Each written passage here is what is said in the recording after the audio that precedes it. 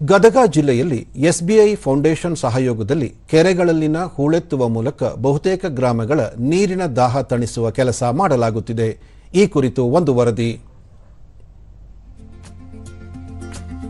ಬೇಸಿಗೆಯಲ್ಲಿ ಉತ್ತರ ಕರ್ನಾಟಕದ ಅನೇಕ ಗ್ರಾಮಗಳಲ್ಲಿ ಕುಡಿಯುವ ನೀರಿನ ಸಮಸ್ಯೆ ತಲೆದೋರಿದ್ದು, ಬಹುತೇಕ ಕಡೆ ಕುಡಿಯುವ ನೀರಿಗೆ ಕೆರೆ ನೀರನ್ನೇ ಅವಲಂಬಿಸುವಂತಾಗಿದೆ. ಈ ಕೆರೆ ನೀರು ಅಮೃತಕ್ಕೆ ಸಮ ಎಂದು ಇಲ್ಲಿಯ ಜನರು ನಂಬಿದ್ದಾರೆ. ಗದಗ ಜಿಲ್ಲೆಯ ಇಂತಹ 28 ಕುಡಿಯುವ ನೀರಿನ ಕೆರೆಗಳಿಗೆ ಎಸ್ಬಿಐ ಫೌಂಡೇಶನ್ ಹಾಗೂ ಸಂಕಲ್ಪ ಸಂಸ್ಥೆಗಳು ಜಂಟಿಯಾಗಿ ಕಾಯಕಲ್ಪ ನೀಡಿವೆ. ಕೆರೆಗಳಲ್ಲಿ ಹೂಳೆತ್ತುವುದರ ಜೊತೆಗೆ ಕೆರೆ ಸೌಂದರ್ಯವನ್ನೂ ಹೆಚ್ಚಿಸಿವೆ.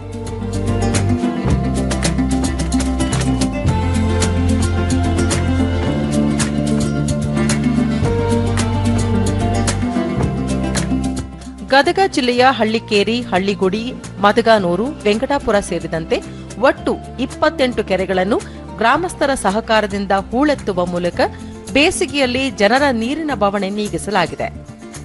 ಜನರ ಕುಡಿಯುವ ನೀರಿನ ಬವಣೆ ನೀಗಿಸುವ ಎಸ್ಬಿಐ ಫೌಂಡೇಶನ್ ಸಾಮಾಜಿಕ ಕಾಳಜಿಯನ್ನು ಪ್ರಧಾನಿ ನರೇಂದ್ರ ಮೋದಿ ಅವರು ಮನ್ ಕಿ ಬಾತ್ ಕಾರ್ಯಕ್ರಮದಲ್ಲಿ ಪ್ರಸ್ತಾಪಿಸಿ ಶ್ಲಾಘಿಸಿದ್ದರು.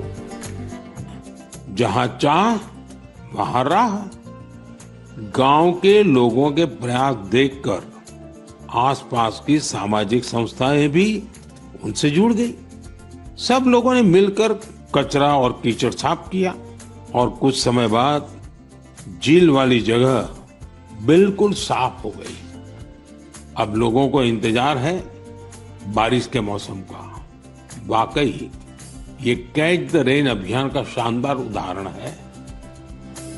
ಜನರು ಕುಡಿಯುವ ನೀರು ಹಾಗೂ ಜಾನುವಾರು ಪ್ರಾಣಿ ಪಕ್ಷಿಗಳಿಗಾಗಿ ಪ್ರತ್ಯೇಕ ಕೆರೆಗಳನ್ನು ನಿರ್ಮಾಣ ಮಾಡಲಾಗಿದೆ.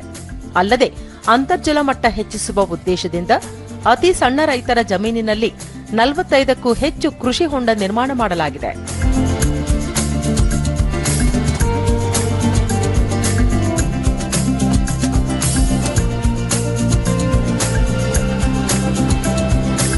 ದೂರದರ್ಶನದೊಂದಿಗೆ ಹಳ್ಳಿಕೇರಿ ಗ್ರಾಮದ ಮಹಿಳೆ ಶ್ರೀದೇವಿ ಹುಳಿ, ತಲತಲಾಂತರದಿಂದಲೂ ಕೆರೆಯ ನೀರನ್ನೇ ಕುಡಿಯುವ ನೀರಿಗಾಗಿ ಬಳಸುತ್ತಿದ್ದೇವೆ.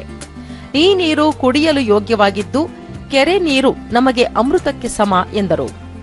ಈ ಕೆರೆ ಸುಮಾರು 500 ವರ್ಷಗಳ ಹಿಂದಿನ ಹಳೆಯ ಕೆರೆ ಆಗೈತ್ರಿ. ಮೊದಲಿಗೆಲ್ಲ ಇದನ್ನ ಅಷ್ಟು ಕ್ಲೀನ್ ಮಾಡಿಸಿರ್ಲಿಲ್ಲ, ಆಳವಾಗಿ ತೋಡಿರ್ಲಿಲ್ರಿ. ಸ್ವಲ್ಪ ನೀರು ಇರ್ತಿತ್ತು, ಅದು ಬೇಸಿಗೆ ಬಂದ ತಕ್ಷಣ ಖಾಲಿ ಆಗಿಬಿಟ್ಟಿರೋದ್ರಿ. ಮೊದಲೆಲ್ಲ ಮುಂಡ್ರಿಗಿಂತ ಗಾಡಿ ನೀರು ತರಿಸಿರೋದ್ರಿ. ಅದು ಗಾಡಿ ನೀರಿಗೆಲ್ಲ ಬಡ್ದಾಡ್ತಿದ್ದರಿ. ಈಗ ಇದೆಲ್ಲ ಕೆರೆ ಸ್ವಚ್ಛ ಮಾಡಿಸಿ ನೀರು ನಿಂತಿರುತ್ತಲ್ಲ, ಬೇಸಿಗೆಗೆ ಅಷ್ಟು ನೀರಿಂದು ಸಮಸ್ಯೆ ಆಗಂಗಿಲ್ರಿ.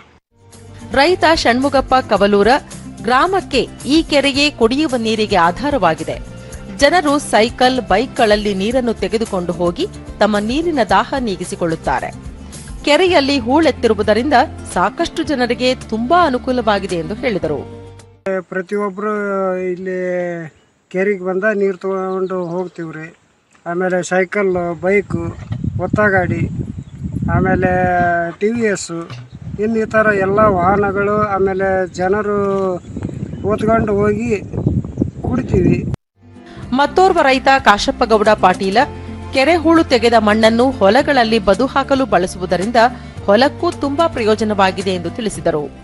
ಹೂಳು ತೆಗೆಸ್ಬೇಕು ಮುಂಚೆಕ ನೀರು ಸಾಲ್ತಿದ್ದಿಲ್ರಿ. ಅದು ವರ್ಷಂಗಟ್ಲೆ ನೀರು ಫಸ್ಟ್ ಆಗಾದ್ರಿ. ಈಗೆಲ್ಲ ದನಕರ ಎಲ್ಲ ಇಲ್ಲಿಗೆ ಬರಕ್ಕೆ ಚಲೋವಾದಲ್ರಿ. ಹಂಗಾಗಿ ನೀರು ಜಲ್ದಿ ಲಘು ಖಾಲಿ ಆಗಕ್ಕೆ ಶುರುವಾತ್ರಿ. ನೀವೇನು ಗುಂಡಿ ಇಟ್ಟು ಕೊಟ್ರಿ ನಮ್ಗೆ ಭಾಳ ರೈತರಿಗೆ ಆಯ್ತು, ಆಮೇಲೆ ಊರನ್ ಮಂದಿಗೆ ಆಯ್ತು, ಕುಡಿಯೋ ನೀರಿಗೆಲ್ಲ ಭಾಳ ಅನುಕೂಲ ಆಗೈತೆ ಸರ. ಎಸ್ಬಿಐ ಫೌಂಡೇಶನ್ನ ಸಮನ್ವಯಾಧಿಕಾರಿ ಸಿದ್ದಲಿಂಗೇಶ, ಮುಂದಿನ ಪೀಳಿಗೆಗೆ ಜಲ ಸಂರಕ್ಷಣೆ, ಕೆರೆಗಳ ಸ್ವಚ್ಛತೆ ಹಾಗೂ ನೀರಿನ ಕುರಿತು ಅರಿವು ಮೂಡಿಸುವ ಉದ್ದೇಶ ಹೊಂದಲಾಗಿದೆ ಎಂದರು. ಈ ರೈತರಿಗೆ ಮಾತ್ರ ಅಲ್ಲದೆ ಮುಂದಿನ ಪೀಳಿಗೆಗಳಿಗೋಸ್ಕರನೂ ಈ ನೀರಿನ ಸಂರಕ್ಷಣೆ ಬಹಳ ಮುಖ್ಯವಾಗಿರುವಂಥದ್ದು. ಈ ರೀತಿ ಕಾರ್ಯಕ್ರಮಗಳನ್ನ ಹಲವಾರು ನಾವು ಮಾಡಬೇಕು.